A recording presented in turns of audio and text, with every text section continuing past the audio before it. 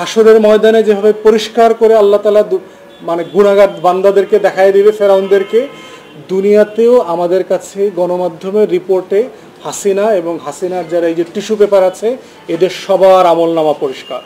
প্রশ্ন হচ্ছে এর দায় কার? এর দায় হচ্ছে শেখ হাসিনার, আওয়ামী লীগের। দায় আপনি নেন বা না নেন, আপনি অন্ধ থাকলে থাকতে পারেন, দেশের মানুষ অন্ধ না। তারা সবাই বোঝে যেখানে লর্ড ক্লাইভের বসকে ইস্ট ইন্ডিয়া কোম্পানি কোনটা, কারা জাহাজ ভর্তি করে দুবাইতে, সিঙ্গাপুরে, টরন্টোতে আর মালয়েশিয়াতে সম্পদ পাচার করতেছে, সেটা সবার কাছে আমাদের কাছে পরিষ্কার। লোটাস কামাল, বেনজির আহমেদ, লেফটেন্যান্ট জেনারেল মাসুদ আহমেদ চৌধুরী, তারপরে আরেক বেনজির আছে এমপি, এরপরে হচ্ছে পুলিশ বেনজির, আজিজ, এই সেনাবাহিনী, এই যারা আছে এরা প্রত্যেকটা একটা লর্ড ক্লাইভে পরিণত হয়েছে। লর্ড ক্লাইভ কি করেছে? পলাশির যুদ্ধে পরাজিত হওয়ার পরে কলকাতাকে মানে স্বর্ণ শূন্য করে ফেলেছে। প্রত্যেক ব্যবসায়ী থেকে, ব্যাংক থেকে, বাণিজ্য থেকে, দোকান থেকে সে সকল স্বর্ণ লুট করে জাহাজ ভর্তি করে ইংল্যান্ডে নিয়ে গেছে। আজিজ সেনাপ্রধান হয়েছে কোন সালে? আওয়ামী লীগের সময়। তার এখন 3 বছর হয়েছে। সে রিটায়ার করেছে আপনার 2021-এ। তো তার আগের আরও 2-3 বছর যোগ করে ধরেন যে 2017-18 থেকে শুরু করে 21-3 বছর সে সেনাপ্রধান ছিল। তো সেনাপ্রধান থাকা অবস্থাতেই তো সে একটা অবৈধ নির্বাচন করে দিয়ে গেছে, রাতের ভোটের নির্বাচন।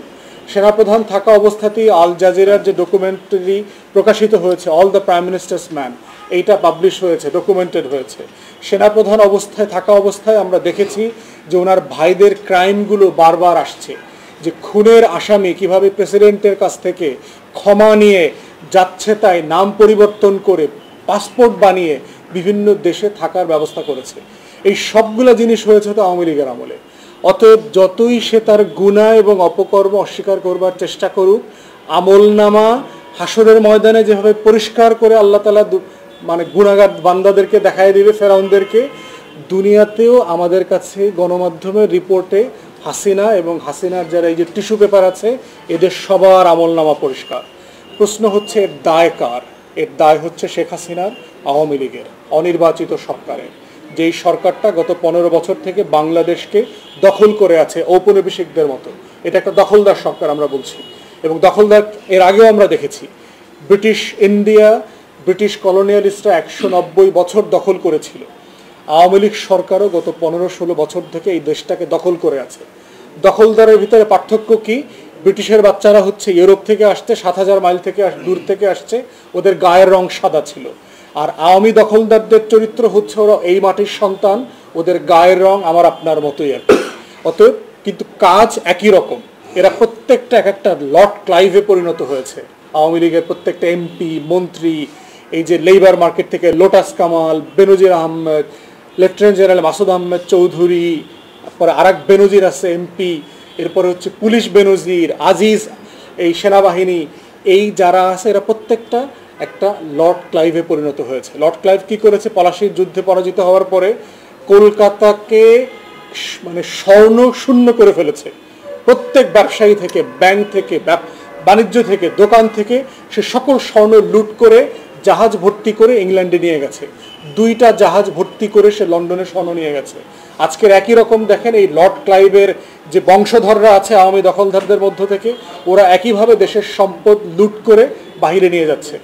আর একটা রিপোর্ট আসছে দেখেন যে দুবাইতে কোন দেশের কয়জনের সম্পত্তি আছে, এই ব্যাপারে একটা তদন্ত প্রতিবেদন বেরিয়েছে। একটা ইনভেস্টিগেটিভ গ্রুপ তারা এটা বের করেছে। সেখানে আসছে প্রায় 550 প্রপার্টি কেনা হয়েছে, বাংলাদেশিরা কিনেছে গত বছর 550। এর আগের বছরও আমরা দেখেছি 400-র মতো লোক ওখানে প্রপার্টি কিনেছে, এর আগের বছরও আমরা দেখেছি।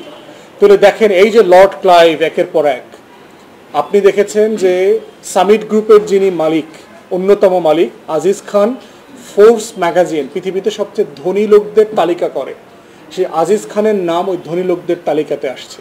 সে সিঙ্গাপুরে অন্যতম ধনী ব্যবসায়ী বিনিয়োগকারী হিসাবে তার নাম আসছে। টাকা কোত্থেকে গেছে? ওই যে লর্ড ক্লাইভের টাকা, চুরির টাকা। অতএব এই পুরো চক্র হচ্ছে বাংলাদেশকে লুটপাট করে শূন্য করে দেবার একটা চক্র। দায় আপনি নেন বা না নেন, আপনি অন্ধ থাকলে থাকতে পারেন, দেশের মানুষ অন্ধ না। তারা সবাই বোঝে যেখানে লর্ড ক্লাইভের বসকে ইস্ট ইন্ডিয়া কোম্পানি কোনটা, কারা জাহাজ ভর্তি করে দুবাইতে, সিঙ্গাপুরে, টরন্টোতে আর মালয়েশিয়াতে সম্পদ পাচার করতেছে, সেটা সবার কাছে আমাদের কাছে পরিষ্কার।